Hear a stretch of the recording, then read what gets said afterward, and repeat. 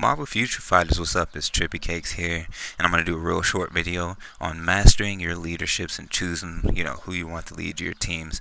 Now, choosing the right leader is kind of a game changer. It can make you feel like you're Super Saiyan Blue Goku going KO can, or choosing the wrong leader will make you feel like a dead Yamcha laying in a hole like a little biatch.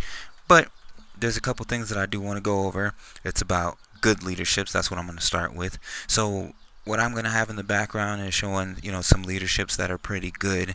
Some of them are unique, but usually you're going to get either physical increase, energy attack or increase. You'll also get a critical rate, other things like that. It does vary what you're going to have on there. And then you do have some ones that do things like removing debuffs and things. But basically, when you're putting together your teams, what you're going to want to go ahead and do is have somebody that caters to your team. Don't just throw somebody with 50% bonus energy attack just because it's your best characters. Save those guys for putting them in teams with people that are lacking energy damage a little bit, or to beef up those guys that aren't quite at that point where they're going to be, making big moves for you in World Boss and stuff like that.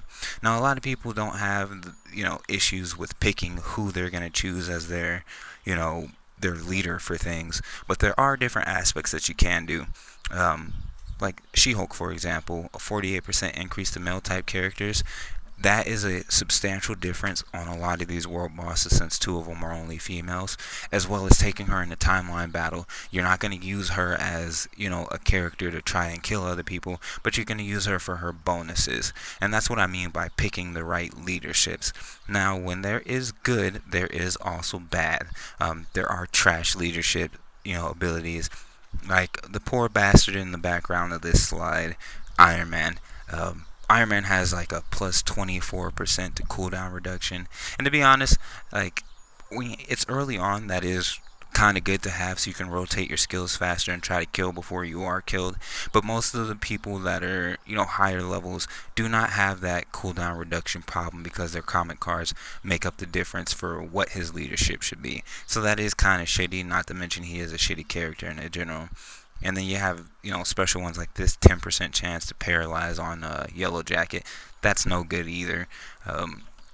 So basically, when you build your teams, a good way to think of it is, if you know comics and who's teamed up, then you're gonna have yourself an idea of who's a good leader. There are characters that are coming out, or that come out at the same time, that are designed to complement one another, like the X-Men, for example. Magneto, Cyclops, and Rogue together are a really great combination and things like that. So basically, choose your leadership not to make your OP people even more OP, but to compensate for areas you may be lacking in for other characters that may be weaker. Anyway, this has been Trippy Cakes with another video. I'm enjoying a beautiful day outside. You guys should do the same after you hit your dailies up. Like, subscribe, comment, and share. Until next time, it's Trippy Cakes. I'm out.